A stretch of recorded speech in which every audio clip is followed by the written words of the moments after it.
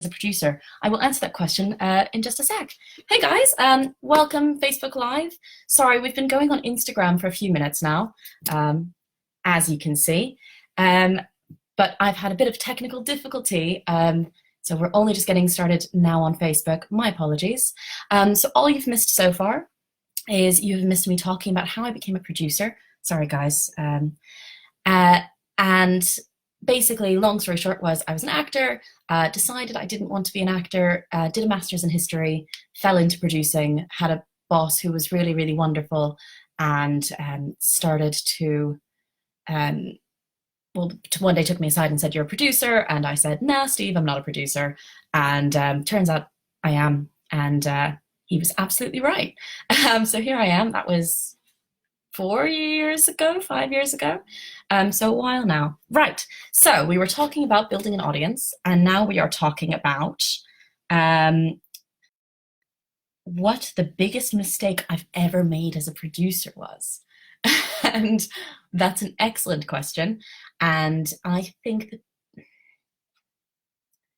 it's really hard when you're learning, if you haven't done a course, if you haven't got any support. A lot of people are learning as you go.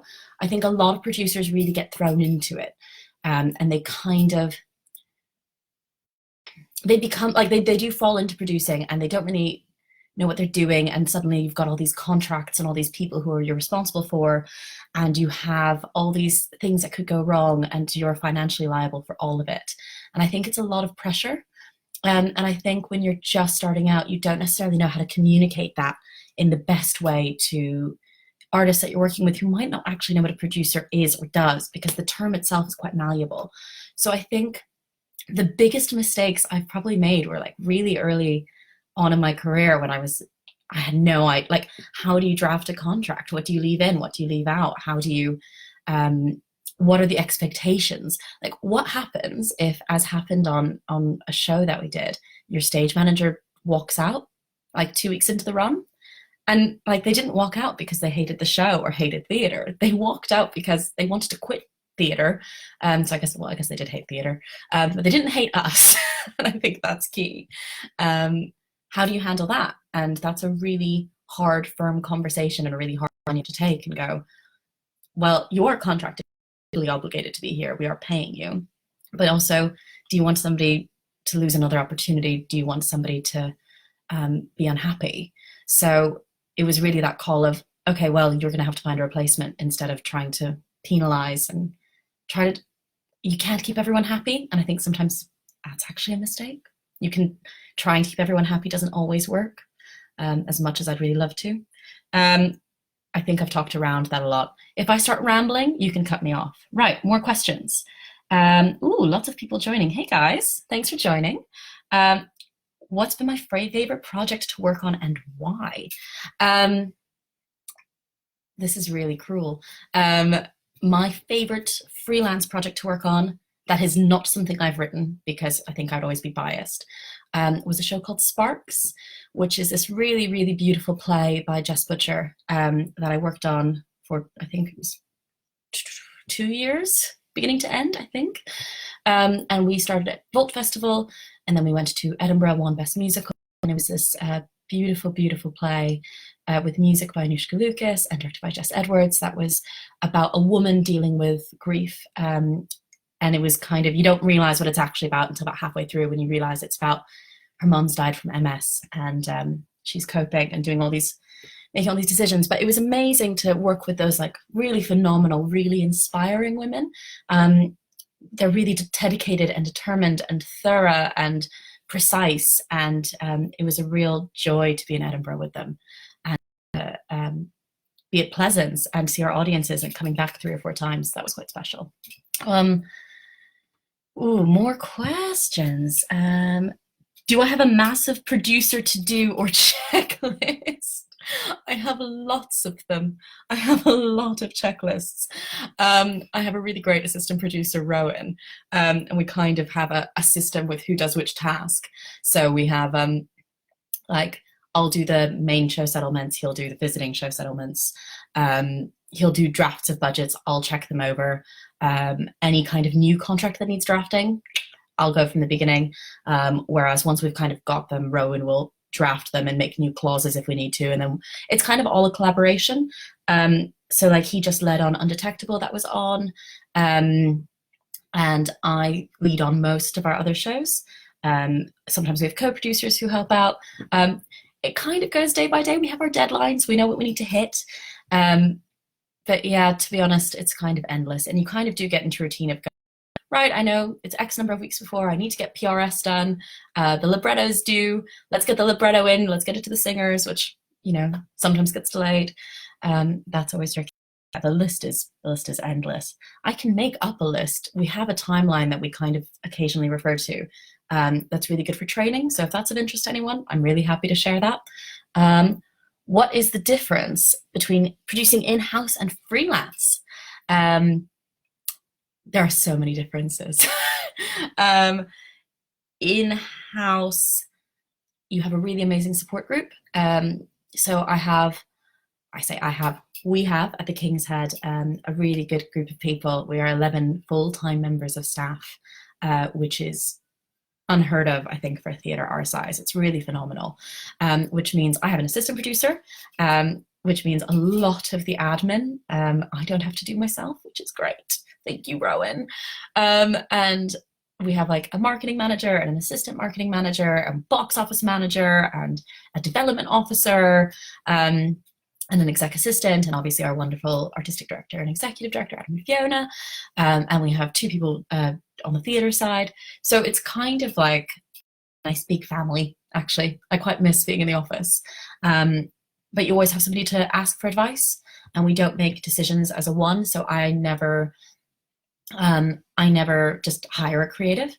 Like, I have to go through the process, and I have to make sure they're meeting the right people, and then I have to get sign off, and then we have to, you know, make sure we're also hitting our incredible aims of going, well, we want, you know, we always stipulate for companies that creative teams have to be 50% non-male to try to increase representation in companies, and we want our companies to all look like the way London looks. So that's something we're always looking at of, well, are we doing a good enough job of increasing our portfolio of people we work with? So that's something we're always challenging ourselves on.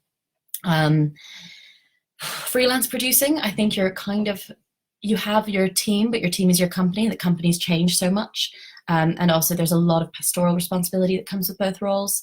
When you are freelance producing, if anything goes wrong, it is 110% going to be blamed on you, even if it isn't your fault. Even if it's a venue holdup, even if it's a touring issue. And it's your job just to manage that risk and to keep the companies happy. And if not happy, functional. And in-house, if something goes wrong, I mean, it might be your fault, it might not, it almost doesn't matter. Either way, you kind of have to fix it as quickly and as succinctly and as kindly as you can. Lots of other differences, but I really like being in-house. I really love having a team.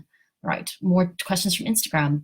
I want to become a producer but have no experience. What advice would you give? I think there's not a correct or incorrect route into producing. I think if you want to be a producer, the first thing you need to know is what that means. So what is a producer? So a producer is the person who has all of the financial and legal responsibility of the production. So it's your job to make sure that the contracts are filled, that the shows happen, you're making budgets, you're doing cash flow, you're sometimes looking for an investment or donation. It depends how you're structuring your company. So you have to really know what that is. I would start off by going get as many coffees with producers as you can. When I was starting out, I emailed everybody who would listen to me, and they're really, really kind and generous with their time. There's a bunch of them on Twitter who are really open and accessible.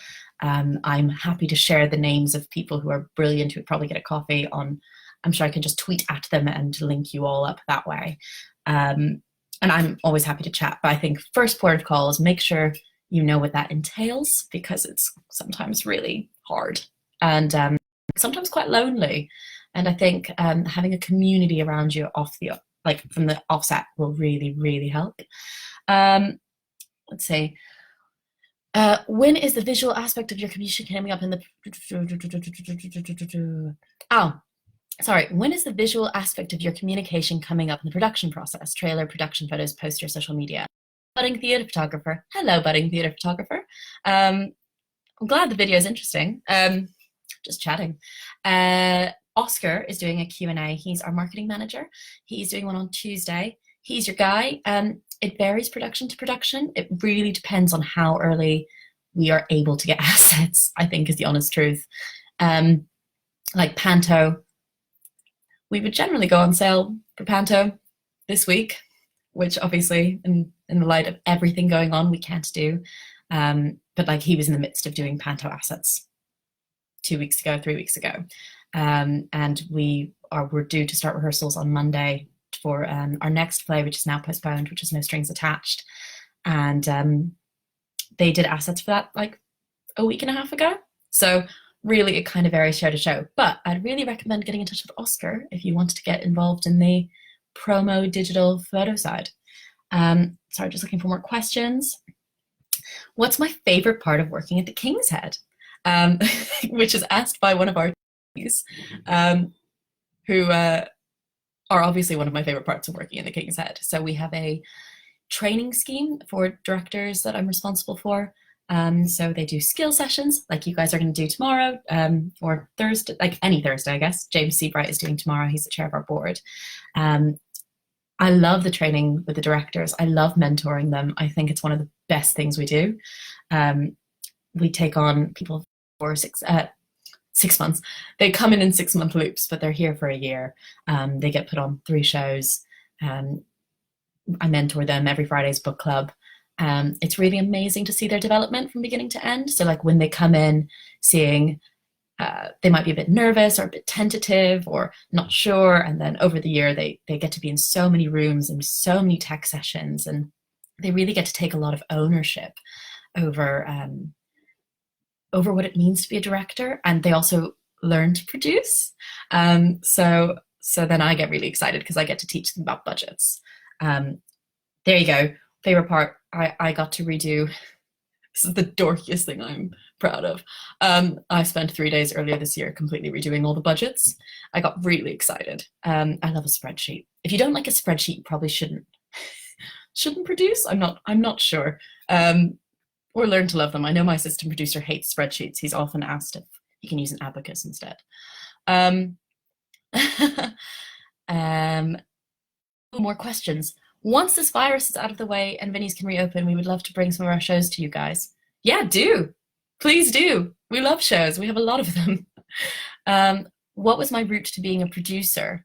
I think some people might have missed this.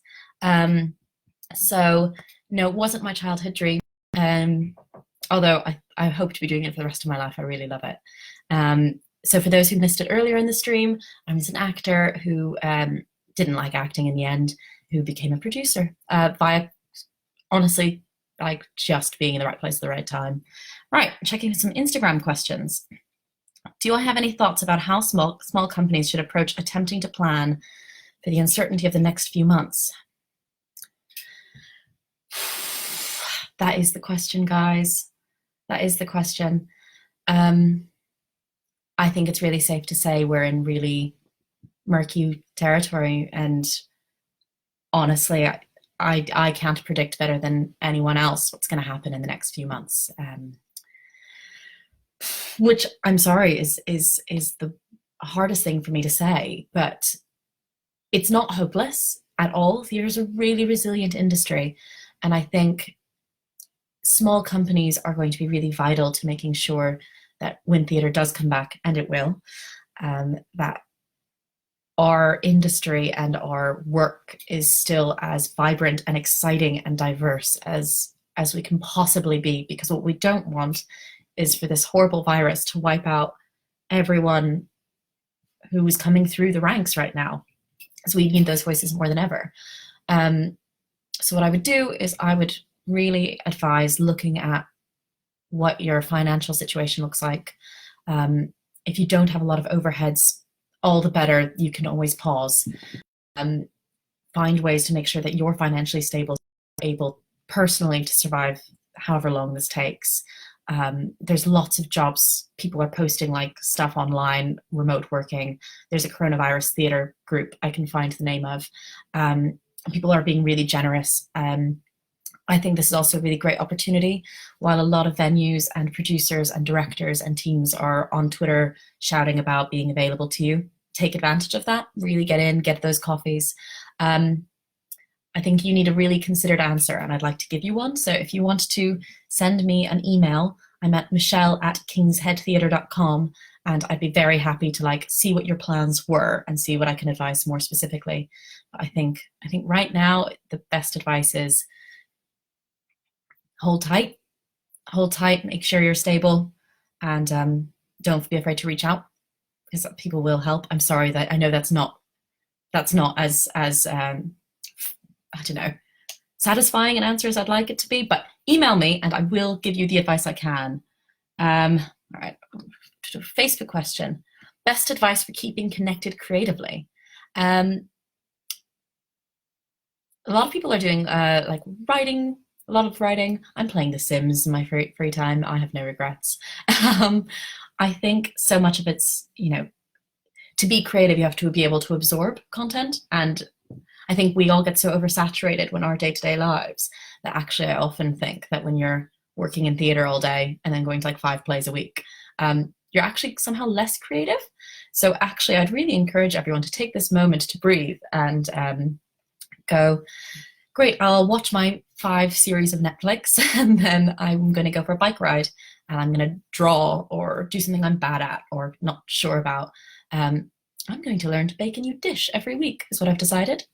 Don't know what I'm going to bake. I'm awful at baking, really good at cooking, awful at the cakes and stuff. So going to try that. I think it's just finding new things to stimulate you is my advice. Right. How do you approach the minefield of funding a new production in the current financial climate? Great question. Current financial climate is really tricky. I don't think I have the answers for you right now, just because I don't know what the current financial climate will look like after this week. Carefully, sensibly, as responsibly as you can. I will think about what best to do there. I think everyone's asking for donations right now, ourselves included. I think charities and theatres are really going to struggle. So honestly, I would say make it as much of a shoestring as you can right now. Be as, fair and as diligent and as thorough with yourselves as you can be, and try to see like make your dream budget and your skeleton budget, right? So do the budget where you pay everyone, hundreds and hundreds of pounds a week. Like think about your West End wages, right? And then think about, okay, well, I know I want to pay everyone the national living wage as a, that's my bare minimum. Is that what I want to do? And that can be the skeleton budget of, right, if we prioritize paying people, actually, what does that mean in terms of set? And then, have the variations and then see what's realistic and see, a lot of people can recycle sets and props. So you can try to get a lot of that stuff for free, a lot of in-kind marketing support. But in terms of getting the funding, we just don't know what the climate's going to be like for the next few months. I'm really sorry that that's not more specific. Ooh, more questions. Sorry, just having a look. If I weren't a producer, what would my dream theatre job be? That's a great question. If I weren't a producer, I do actually write. I haven't written in a while, but I do write. I don't think that counts, does it? I don't have the brain to be a director, so I'm going to say not to a directing. Well, fun fact, I applied to be a stage manager at the same time as applying to drama school and did get in, and then decided I didn't want to be a stage manager. But stage managers are the saints of our industry. They are wonderful. Please shower your favorite stage managers with love today. I think they probably need it. Oh, I got a thumbs up. Thanks for the thumbs up. Right. Any more questions? I have one that I can see here. what's the biggest mistake I've ever made, and what did I learn? I think I've talked about that one now. Oh, where did my screen go? Sorry. I have talked about that. I'm trying to think of other mistakes because I think mistakes are quite useful. Oh, I have a fun one. It was our second opera undone. So before it went to Trafalgar Studios, we were doing a very extended R&D process, and we were doing like 1 hour Bohèmes and Toscas in a restaurant that doesn't exist anymore, but Bellangère, which was up the road, and we did one in Petersham Nurseries as well. And well, with Petersham, they arranged all of our kit, all of our keyboards and everything. And I was in Nottingham on a weekend to meet my ex's family, and it was a Sunday. I think it was Sunday, and it was like 5 o'clock, and I was about to get in the car and drive back to London, and I get a call from our artistic director, and I had forgotten because Bellangère had a beautiful piano. I didn't realize that we needed the keyboard. So Adam was there and our singers were there, and there was no keyboard, and I was in Nottingham. And I remember just going, oh no, like, of course you can't pick up the piano and move it up 2 stairs. But I didn't think about it because I was like, oh, piano, they use it all the time. So that was an error. I can tell you I've never forgotten a keyboard again. What we did do is our theatre manager happened to be in, and he happened to be on a get in or a get out, and had his van. So, I mean, it was like a 5-minute walk. I called Richard, and I was like, Richard, I'm sorry. Please, can you get the keyboard to Adam? And he did, bless him, within about 10 minutes. I'm sorry, Adam. But, oh God, I will never live that one down. It can be difficult to team up with producers. If you have a project, what's the best way to go about this? Right, so you want a producer who believes in your company's ethos. You want a producer who is right there with you, who's going to be a team player. And I think it's, first off, being really clear about what kind of producer you want. I know that probably sounds obvious, but a lot of producers aren't fundraisers, or if they are fundraisers, they might not like fundraising. So I think first and foremost, going, what kind of producer do you want? How do you reach them? There's a lot of really great programs where producers are coming out of training. You can link up with them.